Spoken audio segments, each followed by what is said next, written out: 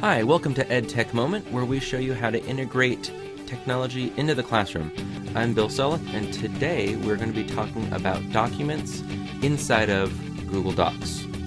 As you can see, here I am on my Google Docs main page.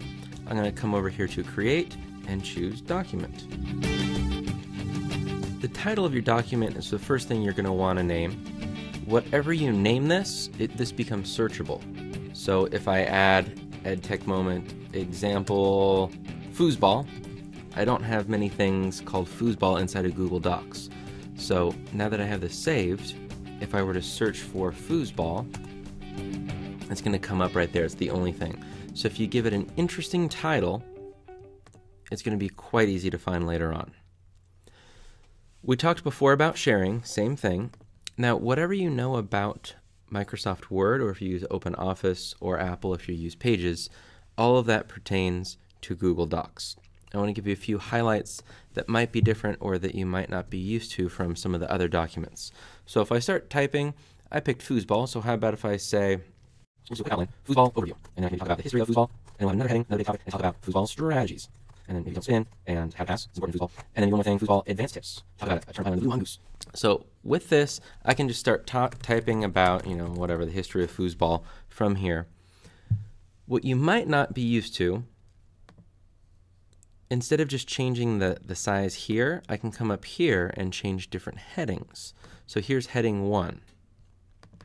I'm going to also change that to heading 1. I'm also going to change this to heading 1. So now this is an easy way to organize my document. Maybe if the history was a subheading, I can come over here and give it heading 2. Maybe don't spin, again, heading 2. How to pass could be heading 2. And then within each one of those, we can talk about what don't spin means, what you should be doing. Same thing with pass, different strategies for how to pass. So it's an easy way to organize your document with just our headings. Something they've recently added to Google Docs, so I come to Options, I can actually change what these headings are. So if I want this to be smaller, I can come in, and I don't want it to be bold, I want it to be maybe 18 point. So now I can select heading 1, come up to headings, and I can make all my heading 1s match this. Do you see how heading 1s now look like that? Let's take it one step farther.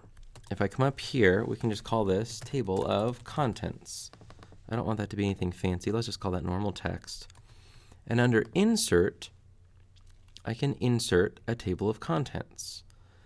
Whatever heading 1 is going to be my main table of contents. Heading 2s are nested within that. If I were to come down and do a heading 3, let me select that and make that heading number 3. Come up, you have to refresh your table of contents. It doesn't dynamically update for you. So now that's updated, you see how heading 3 is nested within that? So it'll automatically give you a table of contents, and if you notice it's a blue link, so you can click on it and it will take you to that part. So headings are an incredibly powerful way to organize your document. First of all, you can take notes as a group, as a class. If your students have access to a computer, whatever they type, you will see on that document together. So if you think back to the previous episode I did with you talking about sharing and collaborating, all that applies to this document. This is on the cloud, so there's a handful of things that are really great about cloud-based computing and workflows. If your computer gets lost or broken, hard drive crashes, it's stolen, something happens, the files aren't on your computer. They're inside Google Docs. So if you have access to a computer, you have access to all of your documents.